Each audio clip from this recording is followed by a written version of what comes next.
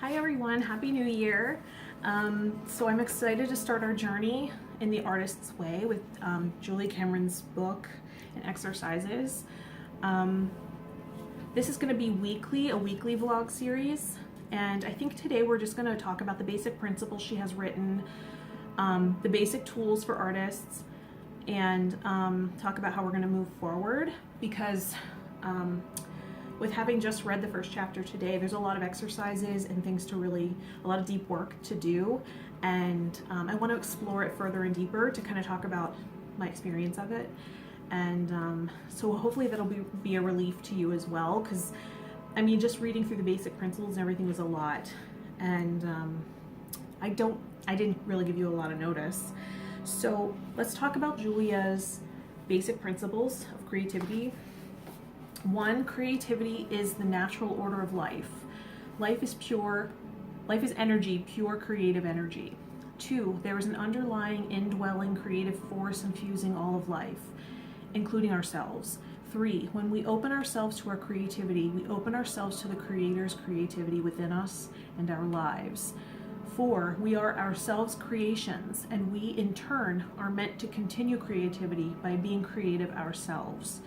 5, creativity is God's gift to us. Using our creativity is our gift back to God. 6, the refusal to be creative is self-will and is counter to our true nature. 7, when we open ourselves to exploring our creativity, we open ourselves to God. And she refers to God as good, orderly direction, the abbreviation of God. And 8, as we open our creative channel to the Creator, many gentle but powerful changes are to be expected. 9, it is safe to open ourselves up to greater and greater creativity. And 10, our creative dreams and yearnings come from a divine source. As we move toward our dreams, we move toward our divinity. And I thought those were beautiful. And so those are the principles we're acting on. And then we talk about the basic tools, which are the morning pages. Every morning we're going to write in a notebook 3 pages of nothing thought out, nothing planned, just getting kind of the thoughts and the gunk out and clearing the way, sloughing off whatever is in the way of our creativity. And that's sort of what gets us in motion to put things out there and to express. We're not meant to read them back. We're just putting it out there. Kind of like a journal, but not meant to be read back through. And then also the artist date, once a week, taking ourselves out by ourselves without distraction, without friends, without partner, and doing something creative. And Julia refers to our inner artist as our inner child. So doing something childlike, playful, bringing the fun back into art is really important. Not making it so serious.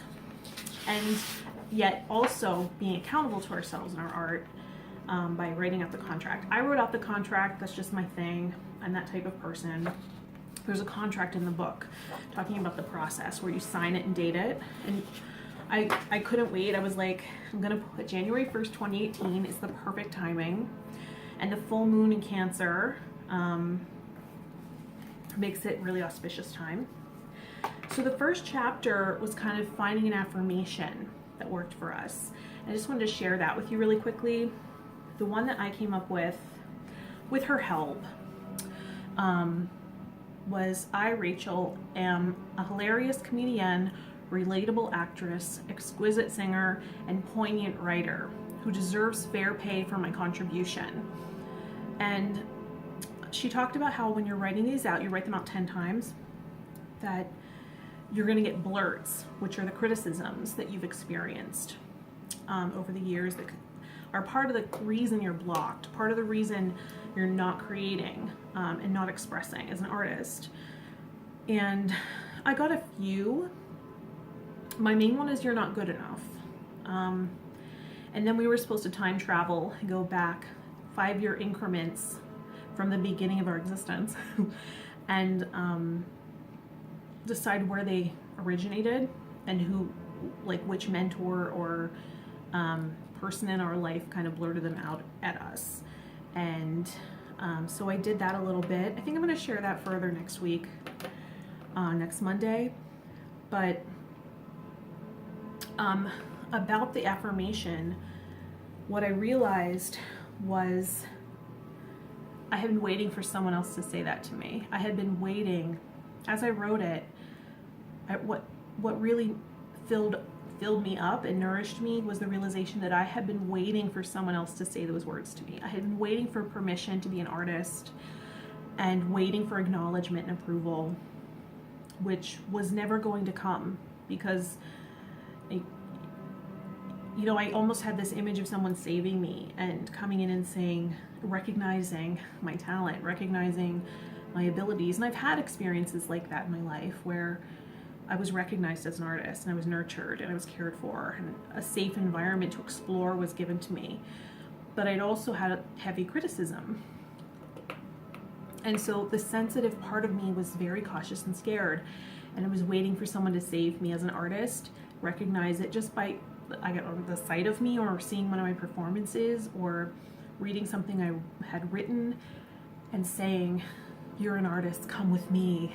I'll start your path. I will give you a part. I will, this waiting around for the work to find us.